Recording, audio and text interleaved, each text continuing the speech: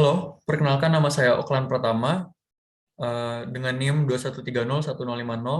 Sekarang saya akan mempresentasikan tugas perancangan arsitektur 1 TB2 yang berjudul Kafetaria Kampus.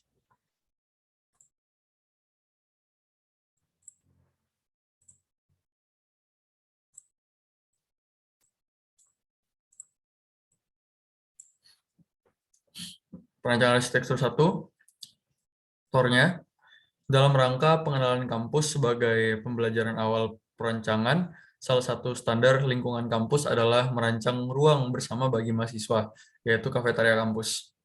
Kawasan kafetaria berada dalam kawasan kampus UPR. Untuk mendukung hal tersebut, pihak fakultas berkeinginan membangun kafetaria dengan kelengkapan antara lain taman, ruang makan, ruang saji, kasir, yang dapat juga digunakan untuk tempat santai dan berdiskusi mahasiswa. Konsep kafetaria sebagai sarana sosial, santai, dan edukasi dengan konteks memadukan teknologi, material, dan penguasaan struktur desain. Tugasnya adalah yaitu rencanakan kafetaria kampus yang memadukan suasana santai dan kebersamaan dalam ruang makan dan dapat dimanfaatkan sebagai ruang diskusi dan santai. Next. Studi literatur. Nah, pengertian kafetarianya. Kafetaria adalah tempat di mana para pembeli melayani dirinya sendiri. Pada fungsinya sebagai tempat makan, tempat istirahat, bersantai, dan lain-lain. Persyaratan ruangnya dilihat dari segi keamanan, keselamatan, kenikmatan, dan kesehatan. Suatu hal yang prinsip ruang kafetaria adalah persyaratan tentang kenikmatan manusia di titik gerakan pada kebutuhan ruang gerak atau individu. Kebutuhan ruang gerak bagi manusia atau individu adalah 1,4 meter persegi sampai 1,7 meter persegi.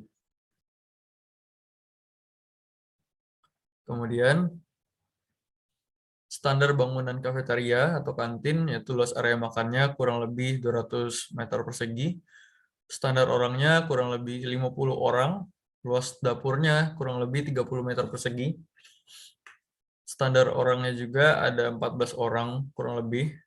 Kemudian gudang atau tempat load dan unloadingnya adalah luasnya kurang lebih 50 meter persegi. Kemudian standar orangnya ada 2, kurang lebih 2 orang. Fasilitas yang ada di dalamnya atau fasilitas sanitasinya, air bersih, air limbah, toilet, tempat sampah, tempat cuci tangan. Kemudian ruangnya ada ruang makan, dapur, toilet, gudang, atau tempat load and unload. Kemudian juga ada front desk. Kemudian sekarang kita langsung masuk ke... Saya mengambil 3 studi literatur dari kafetaria. Yang pertama ada Samtal Secondary School Canteen untuk kafetaria dengan arsitek Speyer Trainer pada tahun 2012. Lokasinya ada di Samtal, Rhineland, Palatinate, Jerman. Kemudian penjelasannya, kantin atau kafetaria sekolah dari Samtal Secondary School ini dirancang oleh Speyer Trainer sebagai bangunan multifungsi dengan fleksibilitas sebesar mungkin. Kemudian fungsinya ada sebagai tempat makan, konser musik, kemudian juga ada pertunjukan teater, pameran Natal, dan tempat bersantai. Kemudian konsepnya adalah konsep yang digunakan pada bangunan ini adalah konsep cita-cita karena bertujuan untuk menciptakan bangunan yang menyenangkan dan interaktif namun efisien. Terlihat pada jendela dan fasad merahnya. Kemudian Perikampus Kantin atau kafeteria. Arsiteknya yaitu adalah Mulich, Finch, dan partnernya. Kemudian Studio ESW pada tahun 2017. Lokasinya di 89264 Weypenburg, Jerman. Penjelasan dari kafeteria ini adalah pusat kampus Peri, tempat gedung pertemuan, pameran, dan pabrik berkumpul. Dan juga bisa ditentukan oleh kafeteria Peri yang dibangun pada tahun 2017. Kantin ini telah menjadi titik pertemuan suasana non-hierarkis. Kemudian fungsinya adalah tempat makan, tempat istirahat, kemudian juga tempat meeting. Kemudian kita lanjut ke konsepnya. Konsep yang digunakan adalah konsep arsitektur modern, dilihat dari eksterior dan interior bangunannya, yang modern dan juga elegan. Kemudian kita lanjut ke yang ketiga, ada Tsinghua University. Tsinghua University Canteen. Arsiteknya ada Song Ye-hao, juga pada tahun 2015. Lokasinya ada di Tsinghua University, Beijing, China. Penjelasannya, untuk memenuhi kualitas kehidupan kampus, bangunan baru dibangun dengan fungsi ganda untuk mahasiswa dan profesor. Dan juga fungsinya ada tempat makan, tempat kuliah, tempat pameran, dan juga kantor atau office. Kemudian konsep yang digunakan adalah konsep arsitektur modern dan arsitektur tradisional. Bentuk modern, kemudian juga dari fasadnya adalah fasad tradisional. Studi presidennya berbentuk dasar persegi, kemudian dilubang-lubangi seperti ini untuk Saltal Secondary School Canteen, kafeteria. Material yang digunakan dari studi presiden 1 ini adalah beton, kayu, keramik, dan kaca. Dan warna yang mempengaruhinya adalah merah, putih, fresh yellow, dan juga fresh yellow. Kemudian juga sekarang kita lanjut ke studi presiden kedua, yaitu Peri Campus Canteen Cafeteria. Bentuk dasarnya persegi panjang. Kemudian juga ditambahkan satu bidang persegi panjang lagi atau kubus persegi panjang lagi. Kemudian dikurangi. Kemudian diberikan garis-garis seperti itu. Dan juga ke materialnya, material yang digunakan adalah beton expose, kaca, kayu pinus, logam, dan skrit. Warna yang menyeluruhinya adalah warna abu-abu, warm gray. Kemudian studi presiden 3 ada pada di Tsinghua University Canteen Cafeteria. Untuk dasarnya persegi panjang dan juga segitiga siku. Kemudian menjadi kubus persegi panjang, kemudian kubus segitiga siku, nanti segitiga sikunya. Kemudian diberi ruang garis-garis pada bagian dalam, pada bagian luar, pada bagian fasadnya. Juga sekarang materialnya yang digunakan adalah bata dan juga logam, terus kemudian juga kaca. Warna yang digunakan atau warna keseluruhan adalah warna merah bata. Baik, kita langsung masuk ke data existing. Jenis site dari kafeteria yang saya akan bangun adalah di samping Fakultas Pertanian Universitas Palangkaraya dan juga berada di pinggir jalan Hendrik Timang. Data kawasan, arah utara site ini adalah ada prodi bahasa Inggris, kemudian juga Asrama Murung Raya, dan lain-lain. Dan arah selatannya adalah Fakultas Teknik, juga ada lab, kemudian juga rektorat, dan lain-lain. Arah timur site adalah ada gerbang UPR, UPTETIK, dan lain-lain. Kemudian pada arah baratnya, arah barat side-nya adalah Fakultas Pertanian, dan lain-lain. Kemudian tampak sisi side, seperti ini tampak depannya, kemudian ini tampak belakangnya, ini tampak samping kiri, tampak samping kanan. Sekarang keterangan pada site. Tanahnya tidak berkontur, site berada di area Fakultas Pertanian, site berada di dekat Jalan Hendrik Timang, site berada sekitar kurang lebih 50 meter dari gerbang masuk UPR. Aksesibilitas pada site-nya, lokasi dapat diakses oleh transportasi darat, umum maupun pribadi. Kemudian yang kedua, mudah diakses oleh mahasiswa. Infrastruktur pada site, yaitu yang pertama ada selokan dengan kedalaman 70 cm dan juga lebar 160 cm.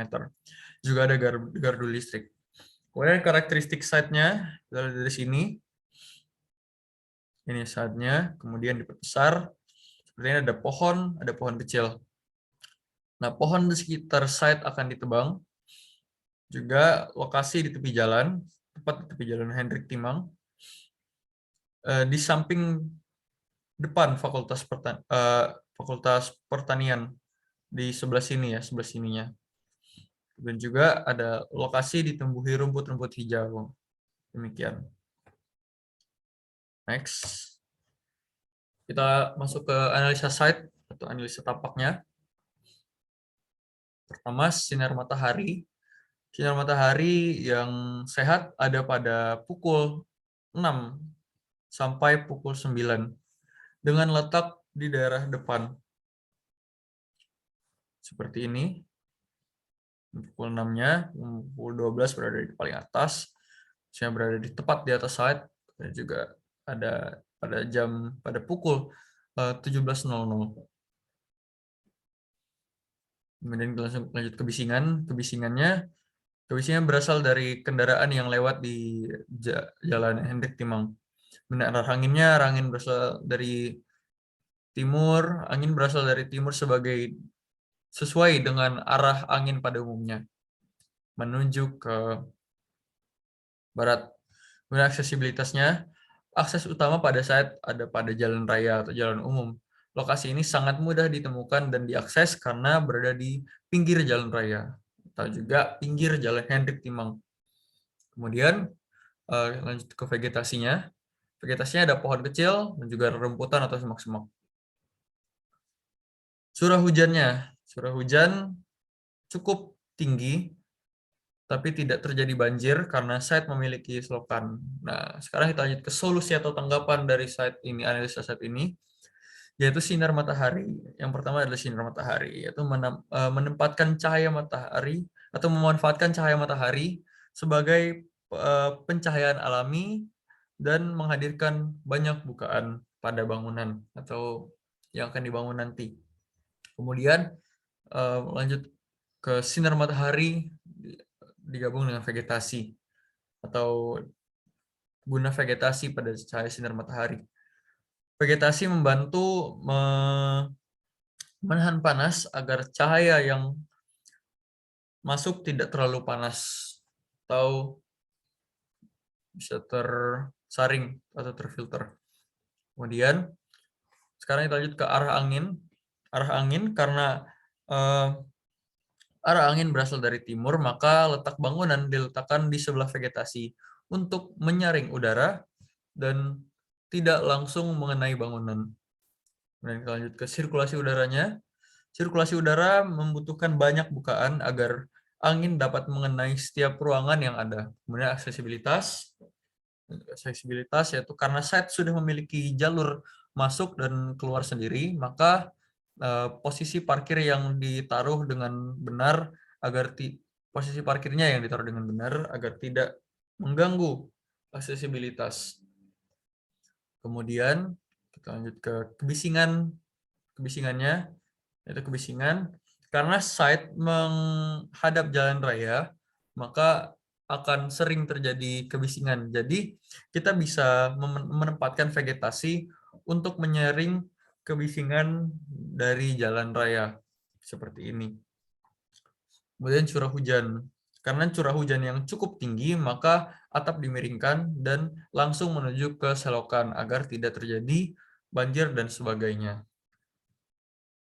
Demikian analisis site-nya. Analisis tampaknya juga. Kemudian di konsep desain, ide bentuk saya terambil dari pertama kubus persegi panjang untuk bagian bawah, kemudian juga bentuk atap ininya saya terinspirasi dari cangkul sesuai dengan Fakultas Pertanian, tidak jauh konsepnya. Kemudian transformasi bentuknya, itu pertama dari persegi panjang, kemudian ditambahkan, mengalami penambahan pada bagian sebelah sininya, kemudian juga pada bagian depan, kemudian ditarik-tarik dan membentuk atap, kemudian atap-atap yang berbeda-beda juga, dan lalu jadilah seperti ini bentuk desainnya. Bentuk dasarnya adalah kubus, bentuk dasarnya adalah persegi panjang, dan persegi panjang yang sudah digabung dengan segitiga atau segitiga siku-siku, dan ide warnanya adalah coklat dan juga biru. Besaran ruang atau studi ruang. Yang pertama ada teras, layoutnya seperti ini. Kemudian keterangannya, besaran ruangnya yaitu 46,8 meter persegi. Kemudian area makannya seperti ini. Bisa dilihat sendiri, besaran ruangnya 113,12 meter persegi. Kemudian dapur, layoutnya seperti ini. Besaran ruangnya ada 4,615 meter persegi. Kemudian toiletnya, untuk layoutnya seperti ini. Besaran ruangnya yang saya dapatkan 4,056 meter kuadrat. Mohon maaf, persegi. Kemudian ruang exit, layoutnya seperti ini. Dengan besaran ruang 1,244 meter persegi. Kemudian ruang penyimpanan note-nya layoutnya seperti ini dengan besaran ruang 3,432 meter persegi. Kemudian ini ada hubungan ruangnya seperti ini. Biru aqua blue-nya melambangkan hubungan dekat, kemudian yang menengah ada warna kuning atau warna fresh yellow, kemudian yang jauh adalah warna merah. Seperti ini, teras dan area makan hubungannya dekat, dapur dan juga area makan hubungannya dekat juga, bisa dilihat sendiri. Kemudian pada dasarnya ruang adalah tempat aktivitas manusia. Oleh karena itu, untuk dapat menghitung suatu ruang terdapat sejumlah pertimbangan, yaitu pelaku, aktivitas, dan furniture. Lanjut ke denahnya. Ini denahnya seperti ini, bisa dilihat dengan lebar 20 atau dengan panjang 20, mohon maaf, dengan panjang 20,10 dan juga dengan lebar 17 meter. Dan ini zoningnya, di sini adalah area yang berwarna biru cerah sekali ini atau aqua blue ini berwarna itu melambangkan zona publik. Kemudian zona service ada pada yang berwarna merah ini, zona servisnya kepada bagian dapur. Kemudian ini pada publiknya, area atau area makan adalah zona publik. Dengan dana ini dengan skala 1:100. Lanjut. Ini tampak depannya, ini tampak belakangnya, ini tampak samping kanannya, ini tampak samping kirinya. Kemudian ini potongannya, potongan AA. Potongan AA-nya adalah seperti ini. Dari sini, kemudian sampai sini. Potongan BB-nya seperti ini. Seperti ini potongan BB-nya. Dengan skala 1:100. Kemudian ini ada gambar situasinya, itu dengan skala 1:500. Dengan skala 1:500 bisa dilihat di sini kafetarianya, di sini taman Fakultas Pertanian, di sini Fakultas Pertaniannya, di sini prodi bahasa Inggris. Ini gerbang Jalan Universitas Palangkaraya seperti ini. Ini titik kafetarianya. Kemudian ini side plan-nya dengan skala 1:200. Saya di sini rencana tamannya, dan rencana tempat parkirnya. Ini detail arsitektur saya, yaitu saya mengambil pada bagian depan, pada bagian pintu masuk, karena memiliki bentuk yang cukup unik atau yang mencerminkan desain saya juga. Itu kaca yang cukup banyak, terlihat transparan. Berikut tampak detailnya dengan skala 1:100. Berikut tampak isometri detailnya. Ini isometri detailnya dengan skala 1:100 juga. Ini perspektif interiornya, bisa dilihat dengan warna hijau, pink, dan juga warna abu-abu.